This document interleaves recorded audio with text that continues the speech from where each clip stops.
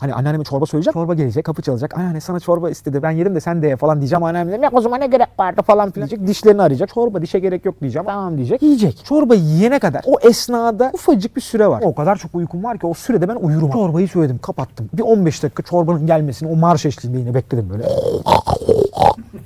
Gerçekten bu ses çıkartıyordu ya. Bir de her döndüğünde bağırıyordum. Hani şu. Bu ne diyeyim ya? Crescendosu var yani horlamanın. Tık tık tık. O da servisi. Böyle bir açtım. Zaten uzakta böyle. Çorbayı getiren. Ne oluyor içeride a**ına koyayım. Verdi çorbayı. İmzayı attı. Gönderdik. Anneanne dedim. Dedi. Dedim otur. Şimdi dedim bu yanan çemberden geçeceksin. Öyle değil öyle değil. Ne oldu kuzum? Dedim ki sana dedim çorba söyledim. Ben yedim sen seversin bilirim dedim. Be kuzum hadi ver bakalım dedim. Çorbayı bıraktım.